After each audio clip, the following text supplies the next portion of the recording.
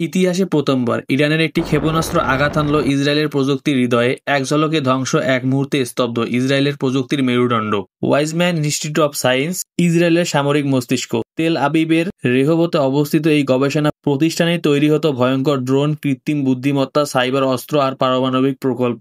এখানেই গড়ে তোলা হয়েছিল সেই গোপন সামরিক প্রযুক্তি যা গাজা, সিরিয়া আর ফিলিস্তিনে বয়ে এনেছে মৃত্যু আর ধ্বংস। কিন্তু এবার ইরান দেখালো তারা শুধু হুঁশিয়ারি দেয় না, তারা কাজের মাধ্যমে প্রতিশোধ নিতে জানে। প্রেস টিভি নিশ্চিত করেছে এটি ছিল সুনির্দিষ্ট লক্ষ্যবস্তু। ওয়াইজম্যান ইনস্টিটিউট অধ্যাপক এলদাল জাহারের করুণ স্বীকারোক্তি, আমার ল্যাবটা ছিল আমার দ্বিতীয় বাড়ি। মাত্র 15 মিনিটে সব ধ্বংস হয়ে গেল। ডেটা নেই, ছবি নেই, কোনো কিচ্ছু নেই।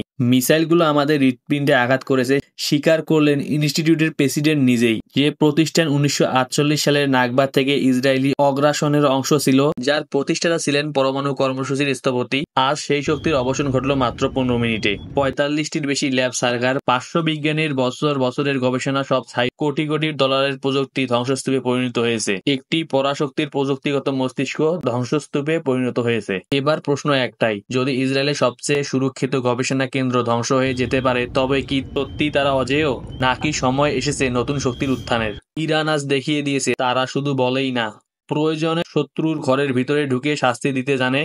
মধ্যপ্রাচ্যের মানচিত্র বদলাতে চলছে, আর এর নেতৃত্বে এখন ইরান। একটা ক্ষেপণাস্ত্র বদলে দিতে পারে ইতিহাস। আজকে এই ছিল আমাদের ভিডিও ভালো লাগলে লাইক, কমেন্ট, শেয়ার করবেন, ফলো দিয়ে আমাদের পাশে থাকবেন।